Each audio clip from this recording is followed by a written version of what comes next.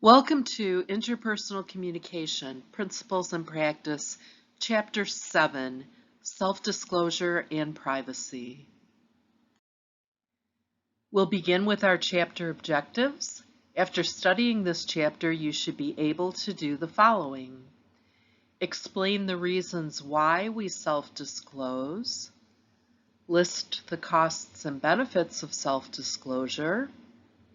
Explain social exchange theory and explain equity theory. Describe what it means to be underbenefited and overbenefited in a relationship. Explain communication privacy management theory. Define dialectical tension and list and explain 3 dialectical tensions. Describe how culture affects privacy, and explain how self-disclosure and privacy are managed online. As usual, I won't necessarily lecture on every single one of these objectives, but all of this information can be found in the chapter, so please read it thoroughly. Recall that we defined self-disclosure earlier in the semester as deliberately and intentionally telling someone things about yourself that they wouldn't otherwise know about. And these are truthful things that you're telling them on purpose. We didn't get deep into the reasons for self-disclosure before, except for a desire to become emotionally closer. So let's dig a little deeper into some reasons why we might choose to do this. One is for image management. We might be trying to manage or control the way the other person sees us or thinks about us. And we can do this through revealing stories about ourselves that we hope will shape the other person's opinion of us. And by picking and choosing what we tell them and the way we describe ourselves, we might hope to alter their opinion of us for the better. Another reason we might self-disclose is for uncertainty reduction purposes. Now we'll look at uncertainty reduction theory a little further along in the chapter, but for now let's just define it as trying to become more certain about somebody else, to diminish our doubts about somebody else.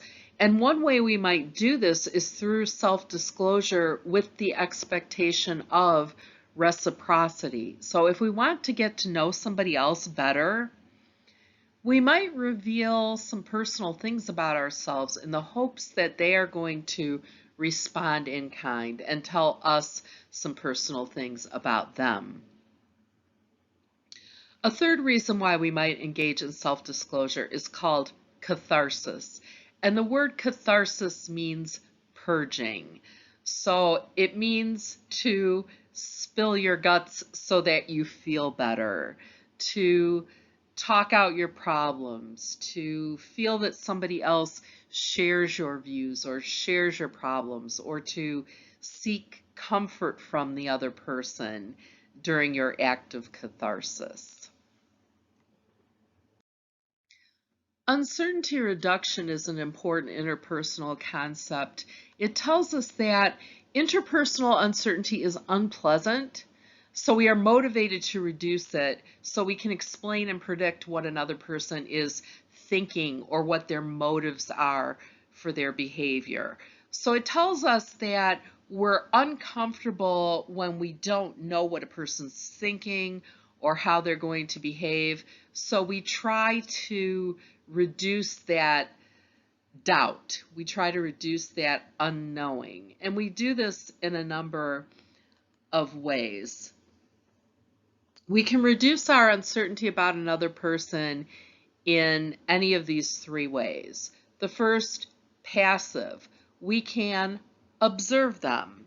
So let's use the example of a classmate. Let's say there's a person in your class that sits a few rows ahead of you and you'd like to get to know them better. Maybe you're attracted to them romantically. Maybe you recognize them as someone who lives nearby you or something, but you're interested in getting to know them better. You might engage in passive uncertainty reduction by just observing them.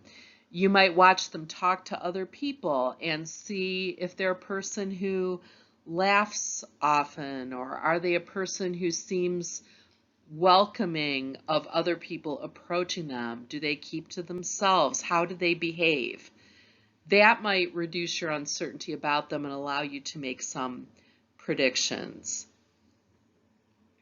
A second way you might try to reduce your uncertainty is active.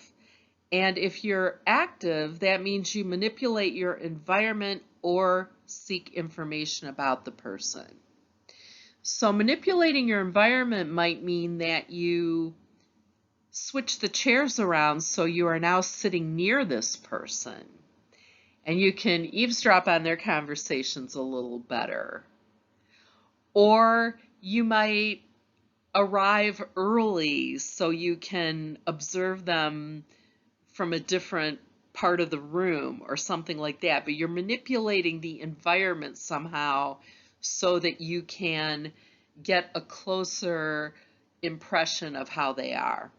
Or you might seek information. You might ask other people, do you see that person over there? Do you know them? Or I noticed you were talking to that person. What are they like?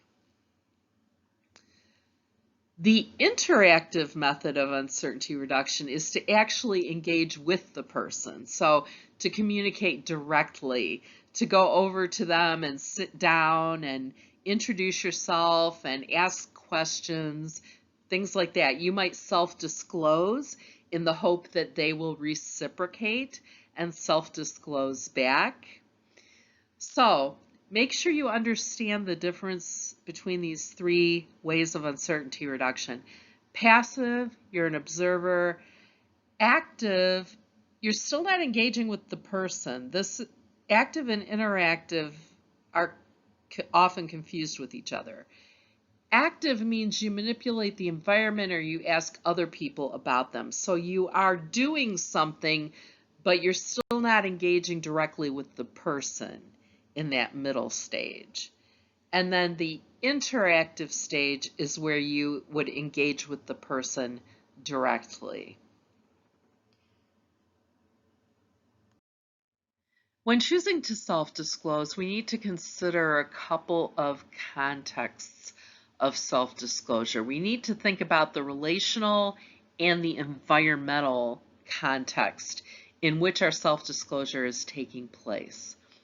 Let's start with the relational context. Depending on the relationship you already have with the person or the relationship you might be trying to develop, certain topics and certain depths of self-disclosure are going to be appropriate or inappropriate depending on the relationship with the person. So remember back to social penetration theory and the image of the onion slice. We talked about depth and breadth. So what amount of depth and breadth is appropriate in this situation with this person? And the other context you need to think about is environmental. What is the setting in which this self-disclosure is taking place? Is it a private setting behind closed doors? Is it a public setting? Is it within a group of people who are going to overhear it? Is it written? Is it spoken? Those kind of considerations are going to depend on what effect you're trying to create and the depth of the relationship that you already have. We're going to be looking at some theories about why we choose to form social relationships and how we manage those. And several of these theories have to do with weighing the costs and benefits of social relationships, which can sound kind of calculating, but we do tend to think about what good and what bad we're getting out of a relationship to decide whether we want to deepen it and stay in it. So let's examine some of these costs and benefits. First of all, the benefits. We expect to get emotional rewards from our relationships, like support and happiness. We may get material resources, such as a place to live. And we get health rewards. Having close friendships and romantic relationships can reduce our stress, give us the feeling that someone else is looking out for us, which can give us a feeling of security. So all of those are positive things that can come out of forming a relationship, but there are some costs. These things come at a cost. One of these is time. If you have taken business courses, you might be familiar with the term opportunity cost, which means what could you have been doing instead of this? What could you have been spending your resources on instead of this? And that thing you missed out on is called the opportunity cost. So the time you invest in a relationship is time that you were not able to spend on other aspects of your life that you might have enjoyed spending it on. So there is an opportunity cost to friendship or other relationships. Emotional investment, it can be emotionally draining, and that can put a stress on your health. There could be a material cost. Maybe you and the friend or the person you're interested in developing a relationship with are going to join an organization that has dues that have to be paid or something like that. So being able to see this person regularly might involve paying that cost. And there can be a physical investment in forming a social relationship, such as travel if it's a long distance relationship, physical activities such as helping a friend move. Those kind of things can put wear and tear on your body. So these are just a few of the pros and cons of forming relationships with others. We're going to look at a couple of social science theories that attempt to explain how we weigh costs and benefits in deciding to pursue or deepen a relationship. These are called social exchange theory and equity theory. And they both have to do with the idea of costs and benefits and how we weigh those against one another. Let's take them one at a time. Social exchange theory suggests that we want relationships where the benefits to us outweigh the costs. So we want more pleasure than pain, more joy than sorrow. We will seek to form and maintain relationships where the good outweighs the bad. That's what we look for. And as we're deciding whether or not to pursue a relationship, some of the things we think about are our comparison level and comparison level for alternatives. These are two principles of social exchange theory. Your comparison level is the desired attributes that you have for a friend, a romantic relationship. Let's use the example of a roommate. Let's say you're looking for a roommate and you would like to have a roommate who is your age and who's majoring in the same discipline as you. So you want your age and your major. Those are desired attributes that you have for a roommate. So that's your comparison level.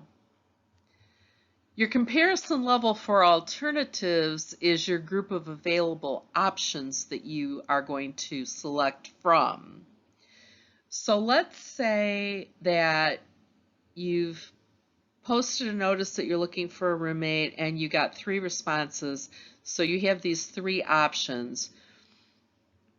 And although you decided that you wanted someone who was your age and your major, none of these 3 available options meet that. You have one person who is your age but not your major, one that is your major but not your age, and the third person is neither. Okay, so that's your comparison level for alternatives. That's the group of options that are realistically available to you. So now you have to make your choice from among those available options from this group that is your comparison level for alternatives. Now you want the benefits to outweigh the costs in any relationship. So in deciding which of these people to choose as your roommate, it just got a little more complicated because none of them meet your comparison level, but you are still looking to maximize your benefits and minimize your costs. So you're going to have to do some thinking to decide which of those three people will maximize your benefits in the roommate relationship. Equity theory suggests that we seek to form and maintain relationships in which our ratio of cost to benefits is the same as our partners. In other words, we both feel like we're getting the same amount of good out of the relationship. Neither one of us is advantaged or disadvantaged, but things are fair, are equitable, are evenly distributed between us. Now remember, the previous theory, social exchange theory, said we want the benefits to outweigh the costs. Equity theory says we want our benefits and costs to be the same as our partners or to be similar. So think of those scales as being more even with equity theory. Two of the principles of equity theory are being over-benefited or under-benefited. If you are over-benefited, you're getting more than you're giving. If you're under-benefited, you're giving more than you're getting. Both of these situations make us uncomfortable, and we will seek to even things out. So we will seek to give back a little more, for example, if we're feeling over-benefited. Now, let's talk about the short run versus the long run. With longer term relationships, there might be periods of time where you're feeling over benefited or under benefited. For example, you might be going through a health problem or a divorce or some situation where you need more from your friend than you're able to give for a period of time. You need more social support and more time from them, and you're not able to reciprocate for a while. But in many long-term relationships, the understanding is that you will make it up to them when you are able to do so. So over the long run, the scales will even out, and you will do something for them in return for what they've done for you. At the bottom here, I have the question, time, money, emotion, do they substitute? This is another thing that people have to negotiate in relationships. If you give me time, can I even the score by giving you money, for example? Or if you give me emotional support, can I even the score by giving you time? And again, it depends on the relationship and the expectations of people. If you help me to move, you're giving me your time and your physicality. Maybe in exchange for that, I'm going to take you out to dinner. So it isn't an exact reciprocation, but I am trying to even things out by taking you out for an expensive dinner, for example. So the reciprocation is not always exact. It's not always the same thing in kind as what they gave you. But the idea here is that the goodness will even out over time. Communication privacy management theory explains how we self-disclose private, personal, secret things to somebody else, and then what happens when we do that. So the three principles of CPM, or communication privacy management theory, are these. First of all, the two people involved jointly own the information. So if I tell you a secret, now we both own that piece of information. We both have agency as to what we're going to do with it. Secondly, that partners create a privacy boundary around that info and rules for maintaining it. So we create some sort of circle around ourselves and who we are going to share it with or not share it. Thirdly, relationships become distressed when implicit or explicit privacy rules are violated, because we see that as a betrayal of a confidence. So let's apply communication privacy management theory and these 3 principles to a specific scenario. Let's say that a man and a woman have been trying to have a baby. The woman takes a pregnancy test, it's positive. Right now, she's the only person who knows that, so she owns that piece of information. She tells her partner. So now the partners jointly own this piece of information that they're expecting a baby. So they both have agency as to what they might do with that information. Let's go to the second principle. Partners create a privacy boundary around the information. So let's say these 2 people discuss it and they decide that they're going to tell their immediate family on both sides, but nobody else. So they're not going to tell their coworkers or friends or extended family until the woman starts showing. Maybe that's the rule for maintaining the privacy. So they've created a privacy boundary around the information, only immediate family for now, and then the rule is that once she starts showing, they can tell others, okay? So that's the second principle. The third principle, relationships become distressed when implicit or explicit privacy rules are violated. So let's say that the man gets really excited and he tells his coworker that his partner is pregnant. He has violated their explicit rule about who they're going to tell. So now when she finds out that he has let that piece of information out beyond the boundary they drew around it, she is going to feel that she has been betrayed or acted against. Those are the principles here.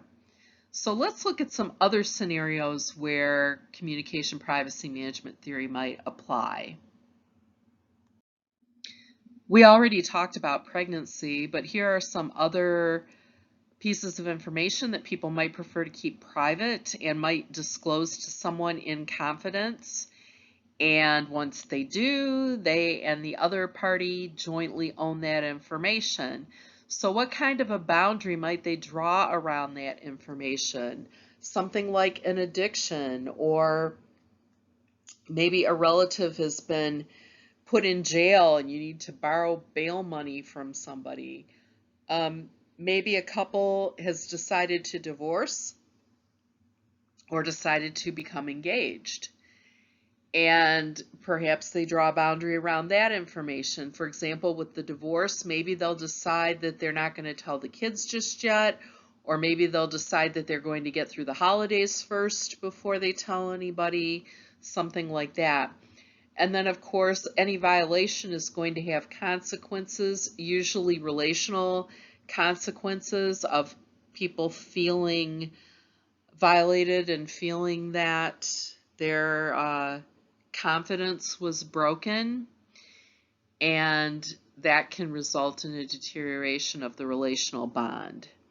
So think about, for different situations in which there is an element of secrecy to it, like the ones listed here, what kind of boundary might people draw around that information, and what might be the consequence of somebody telling that secret to someone outside of the boundary that was agreed upon. Whenever we're in a relationship with others, we are going to experience dialectical tensions. And dialectical tensions are conflicts within an individual between two important but opposing needs or desires. So it's a conflict inside yourself, not a conflict with your partner. Okay? It's a conflict you experience within yourself. Let's look at 3 dialectical tensions that we often feel within ourselves. And again, I want to emphasize that these are conflicts within yourself. These are not conflicts with the other person. Look at the double-headed arrow on the page. Think of that as a continuum where you're feeling pulled back and forth from one end to the other. And let's examine each of these 3 dialectical tensions that you might experience within yourself. The first is autonomy connection. Now, autonomy means self-sufficiency, right? Being by yourself and able to do things for yourself. Connection is being with somebody else and having help. So if you look at that double-headed arrow, think of autonomy on one end and connection on the other. And dialectical tension would say we feel pushed and pulled between those. So we like to feel self-sufficient and do things for ourselves, but we also like to feel connected. And too much of either thing will make us feel drawn toward the other end of the spectrum. So if you've been on your own too much, you might be craving connection. You've been living at the autonomy end of the scale, and so you feel pulled toward the connection end. You want to be around people more. You want to feel engaged with other people more. And so you're going to engage in communication activities that will connect you with people. Openness, closedness has to do with self-disclosure. Openness is the act of sharing a lot of information about ourselves. Closedness would be keeping things close to the chest and not sharing very much. So again, imagine those words at either end of this continuum. And dialectical tension would tell us that we feel pulled back and forth between those. So if you've been engaging in a lot of openness lately, a lot of spilling your guts, a lot of sharing your secrets, you might feel like you need to be a little more careful about who you share things with, for example. You might feel like you'd rather keep your secrets a little closer to yourself, and so you feel pulled toward the other end. Conversely, if you've been closed for a long time and haven't shared very much, you might be feeling that need for catharsis and be pulled toward the openness end of the scale and feel like sharing information about yourself. So your communication choices will be affected. The third one, predictability, novelty dialectic. Think of predictability is sameness, it's routine. Novelty is difference, it's newness, it's adventure. So if you imagine predictability on one end of the scale and novelty on the other end of the scale, imagine yourself feeling pulled back and forth between them. Too much predictability, too much routine, too much sameness, and we might start craving newness and difference and feeling pulled toward the other end, toward the novelty end of the scale. And we will engage in communication behaviors that will draw that novelty to us, such as making a new friend, for example. If we've had too much novelty, we might feel drawn back toward the predictability end of the scale. This happens to me a lot when I'm on vacation and you are staying in a hotel and eating every meal in a restaurant, and your senses can get overstimulated by seeing so many new things, and you just want to get back to your normal routine. You want to sleep in your own bed. You want to make a sandwich in your own kitchen. You want to see your friends again and not be around new people all the time. So you're drawn back toward predictability. And again, the idea here is that we're going to modify our communication behaviors in ways that will bring us back toward the end of the scale that we are craving. So again, the idea of dialectical tensions is they're conflicting feelings inside yourself that pull you back and forth, and you try to resolve the tension by engaging in different communication behaviors. That's our lecture on Chapter 7, Self-Disclosure and Privacy. Please read the chapter thoroughly, ask your instructors if you have any questions, and we'll see you in the next one.